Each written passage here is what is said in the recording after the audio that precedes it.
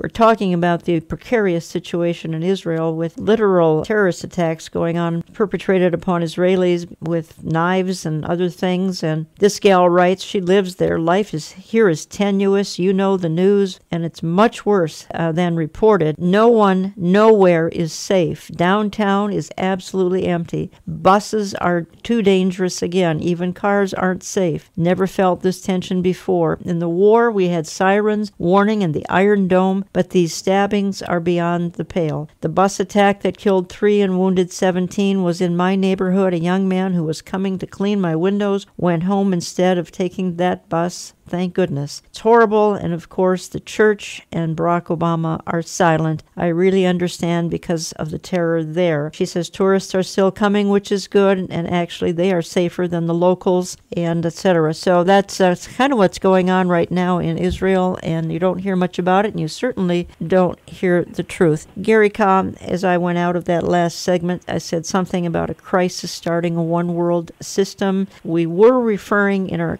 conversation to an Israeli strike on Iran and Israel standing alone. What are your thoughts now on a single crisis starting this global system of government? I do believe that there will be some kind of war in the Middle East. I mean, there already is. It's ongoing, but it's growing. And I think it is going to lead to some type of crisis, bigger crisis. If it does, it will influence the economy as well through oil prices and in other ways. And so you cannot separate a major conflict in the Middle East from the global economy. The two these days go hand in hand. Before I say anything else, I want to read a few excerpts from Benjamin Netanyahu's speech to the UN. And I've got these detailed in my article, but just a few statements. It'll help set the stage and I think help listeners understand where he's at and where Israel is at right now on all of this. He says, so after 3 days of listening to world leaders praise the nuclear deal with Iran, I begin my speech today by saying, ladies and gentlemen, check your enthusiasm at the door.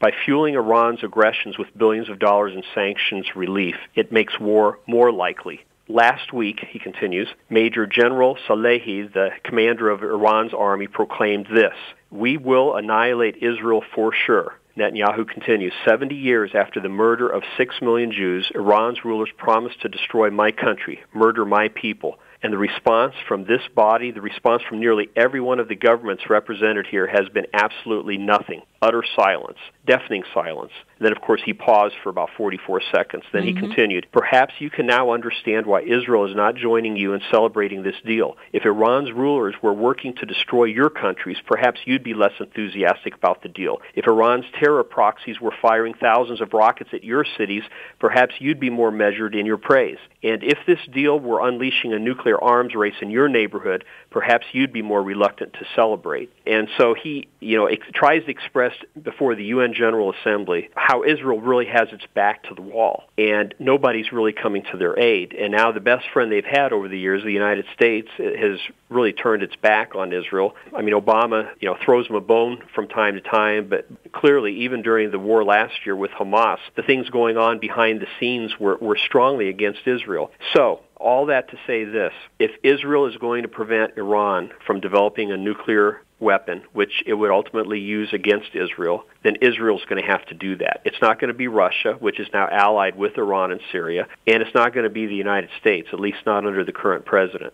And so this magnifies the possibility of war in the Middle East between Israel and some of the surrounding powers. And you have the northern countries now, Iran, Iraq is basically under Iran's control more and more, and Syria and southern Lebanon and Hamas. The whole northern and northeastern front is now lined up against Israel. Saudi Arabia, so far, they're afraid of Iran, so they haven't joined in. They're actually opposing Iran and is hoping, I think, that Israel will actually do something at this point.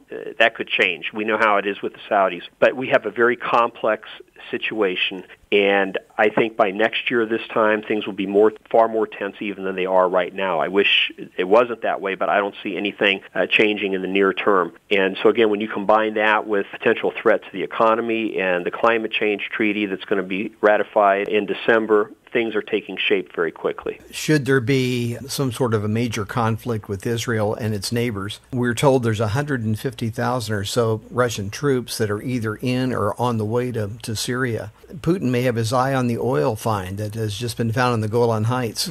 We don't know. All we know is that all of these events taking place, it would only take one nuke before Americans would run to their shredders. And many Americans, anyway, I wouldn't, but many would, and say, I can shred the Constitution if I can have peace. We would be affected detrimentally to a place where it's unimaginable the way that our country would fold up. And our leader has certainly proven that we're willing to do so, at least under his regime. You know, in the past, the United States has been quite isolated, and I know past leaders have said, including Abraham Lincoln, that, you know, the United States would not fall from enemies attacking us from the outside, but rather falling from within, because we've had this sense of security. We're far enough away from Europe. We're clearly the most powerful country in the Western Hemisphere. You know, nobody's going to get to us. Well, that's all been changing over the last 10 to 20 years. We now have a very real terrorist element, a radical element within the United States, and have a lot of destabilization elsewhere. And this president has helped to dismantle America in more than one way.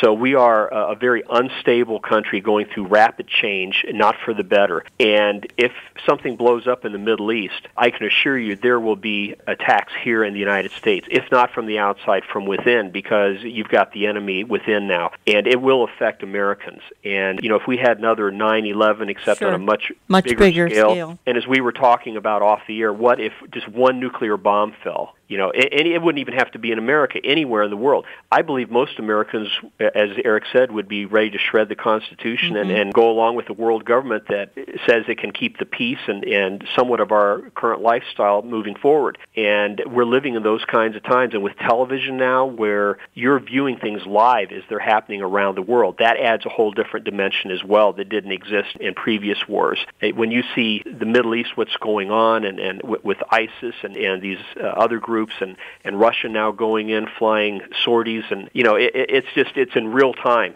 And that fear factor, I think, more than anything else, is going to compel this forward. So I just want to urge Christians who are listening not to be fearful after everything we've said. Yes. It's not for the purpose of being fearful, but to be informed. And we need to understand God is in control. He knows how it's all going to end, and He gave us the prophecies of Scripture so that we could be forewarned, so that we're not caught off guard and surprised by these things. And it causes us to really pull back from all this and reevaluate our lives and decide for ourselves what really is important to us,